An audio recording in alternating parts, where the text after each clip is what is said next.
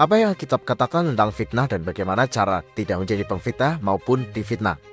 Mari kita telusuri beberapa ayat kunci dalam Alkitab yang memberikan panduan tentang bagaimana menghadapi fitnah. Fitnah adalah tindakan menyebarkan informasi palsu atau tidak benar tentang seseorang dengan tujuan merusak reputasi mereka.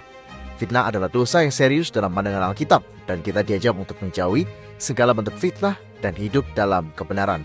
Mari kita mulai dengan melihat Kejadian 3 ayat 13. Dalam ayat ini kita melihat bagaimana Hawa tergoda oleh ular dan kemudian menyalahkan ular atas tindakannya. Ini adalah contoh awal bagaimana fitnah dan penipuan masuk ke dalam dunia. Selanjutnya kita lihat Amsal 19 ayat 3. Ayat ini menunjukkan bahwa ketika kita berbuat salah, seringkali kita cenderung menyalahkan orang lain atau bahkan Tuhan, dan bukannya mengakui kesalahan kita sendiri. Kita juga bisa melihat Amsal 28 ayat 13. Ayat ini menekankan pentingnya mengakui kesalahan kita dan bertobat, daripada menyembunyikan atau menyalahkan orang lain. Begitu juga pada Matius 7 ayat 1-5.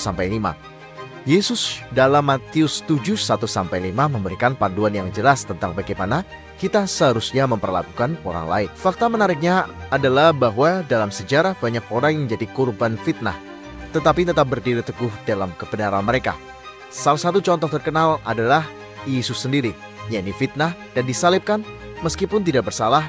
Kisah ini mengingatkan bahwa kebenaran pada akhirnya akan menang. Berikut beberapa langkah praktis berdasarkan ajaran Alkitab. Yang pertama, mengakui kesalahan, sadari dan akui kesalahan kita sendiri daripada menyalahkan orang lain. Kedua, bertindak dengan integritas. Selalu bertindak dengan integritas dan kebenaran dalam segala situasi. 3. Menghindari penghakiman. Jangan cepat menghakimi orang lain, melainkan periksa diri sendiri terlebih dahulu. Keempat, berbicara dengan bijak.